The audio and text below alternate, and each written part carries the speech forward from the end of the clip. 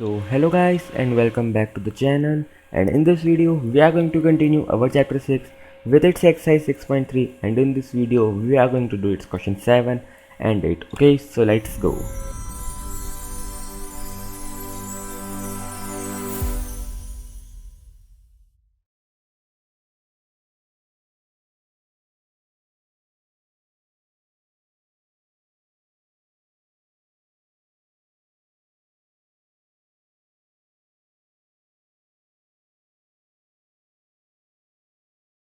Triangle है ABC, इसके अंदर दो एल्टीट्यूड्स बना रखे हैं।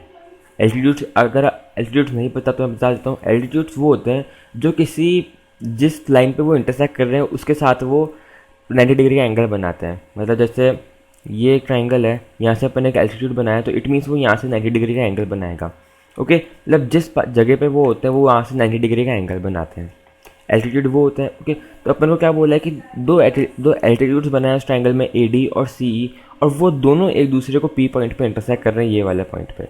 ओके, फिर अपन को क्या बोला है कि अपन को ये चारों ट्राइंगल्स जो इनको सिमिलर प्रूव करना है। पहला क्या है अपने पास, triangle AEP is similar triangle CDP।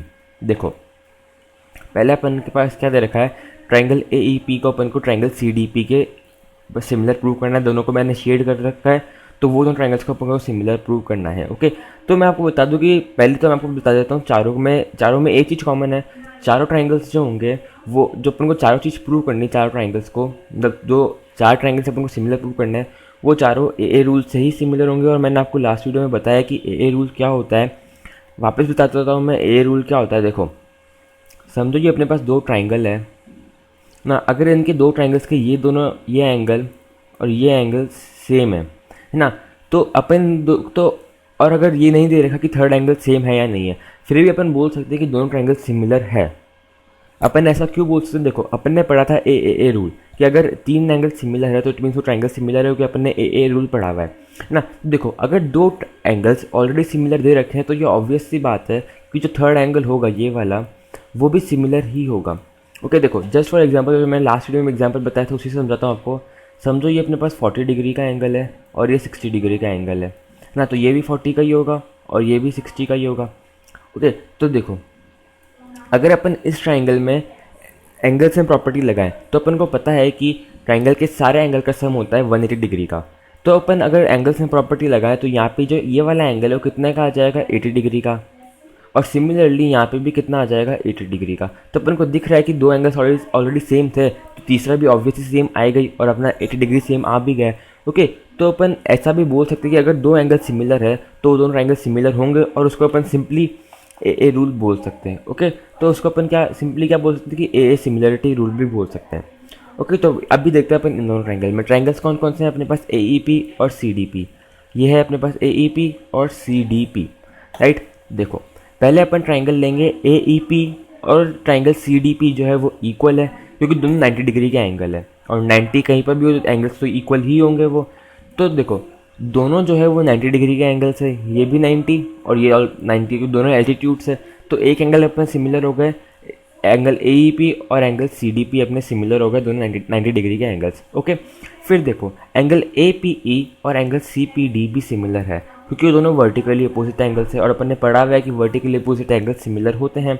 तो अपन ये बोल सकते हैं कि एंगल AEP जो है वो एंगल CPD के भी इक्वल हो गया। ओके, तो अपने दो एंगल सिमिलर हो चुके हैं, दो एंगल सेम हो गए, तो अपन ये बोल सकते हैं कि AA सिमिलरिटी क्राइटेरिया से दोनों ट्राइंगल्स जो है वो सिमिलर है। ओके, तो आई होप आपको फर्स्ट वाला पार्ट समझ आया होगा, बहुत सिंपल सा है। सिंपल देखो, जो अपन चारों को सिमिलर करेंगे उसमें सब में एक चीज़ कॉमन होगी कि सबके अंदर 90 डिग्री का एंगल आएगा। इस बात को ध्यान में रखना, या आपके एग्जाम में भी आ सकते हैं, इसलिए बात बता रहा हूँ कि इस बात को ध्यान में रखना कि सबके अंदर एक एंगल कॉमन होगा जो कि होगा 90 डिग्री का, और दूसरा आपको खुद को ढूंढना होगा। ओके, तो इसमें के अंदर क्या था, अपने एक 90 डिग्री का एंगल कॉमन था अपने, मतलब दो एंगल्स थे अपने, उसके अंदर दो एंगल्स 90 डिग्री के थे तो वो सेम हो गए, और बचे हुए दो एंगल्स अपने वर्टिकली अपोजिट एंगल्स थे। ओके, फर्स्ट वाला पार्ट में अपने ये था। देखते सेकंड पार्ट। देखो सेकंड पार्ट में अपन को क्या प्रूव करना है, ट्राइंगल ABD और ट्राइंगल CBE। ये देखो CBE ये है अपने पास, और ADB ये है अपने पास, राइट।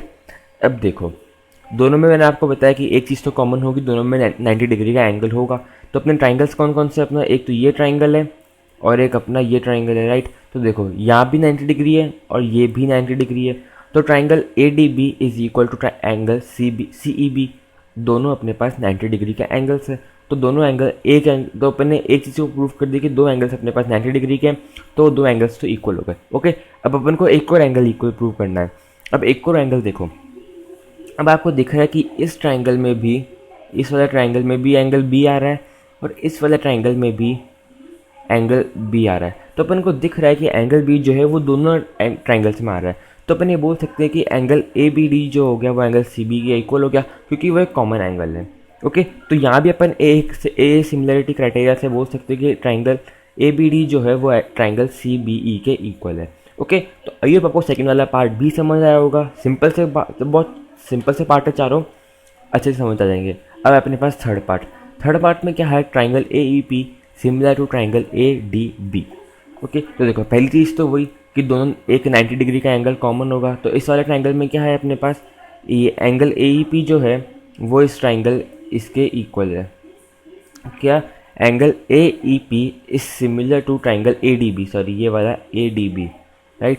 ए डी बी किसके इक्वल है, ए ई पी के, क्योंकि दोनों 90 डिग्री के एंगल्स है। अब बचा एक और एंगल। अब देखो एक और एंगल क्या होगा अपने पास, P A E is equal to D A B, क्योंकि दोनों एंगल कॉमन है ना। ये वाला देखो अपने पास ट्राइंगल है, अपने पास ये वाला ट्राइंगल है और एक ये बड़ा वाला ट्राइंगल है। दोनों में अपन को दिख रहा है कि ये ए एंगल जो है वो कॉमन है, तो एक एंगल अपने पास कॉमन हो गया और बचाए हुए दो एंगल्स अपने पास 90 डिग्री के हो गए। तो दो एंगल्स अपने पास कॉमन हो चुके, तीसरा भी इक्वल हो गई। तो अपन बोल सकते हैं कि ए सिमिलरिटी क्राइटेरिया से दोनों ट्राइंगल भी सिमिलर है। ओके, अब देखते हैं अपन फोर्थ और लास्ट पार्ट इसका। फोर्थ पार्ट में क्या है अपने पास, पी डी सी और बी ई सी। क्या है अपने पास, यहाँ से पी डी सी और बी ई सी। ओके, तो पहली बात तो वही कि ये एंगल 90 का है, ये एंगल 90 का है, तो एक 90 के इक्वल हो गए। और एक अपने पास ये एंगल सी जो है वो कॉमन है, क्योंकि दोनों ट्राइंगल में एंगल सी आ रहा है। तो अपन यहाँ बोल सकते हैं कि एक 90 डिग्री का एंगल है और एक कॉमन एंगल है। तो यहाँ भी वही ए सिमिलरिटी क्राइटेरिया से दोनों ट्राइंगल सिमिलर हो गए। ओके, तो आइए आपको सेकंड वाला पार्ट समझ आया होगा। इस क्वेश्चन को अच्छे से करना होगा, क्योंकि एग्जाम में कितनी बार आ जाता है और बहुत ईजी सा क्वेश्चन है। चारों पार्ट्स के अंदर ए सिमिलरिटी क्राइटेरिया लगेगा और बस फर्स्ट पार्ट को छोड़ के तीनों पार्ट में एक कॉमन एंगल है और एक 90 डिग्री का एंगल है। ओके, तो आइए आपको सेकंड वाला पार्ट समझ आया होगा। अब देखते हैं अपन एट्थ पार्ट। देखो ये बहुत ईजी सा क्वेश्चन है।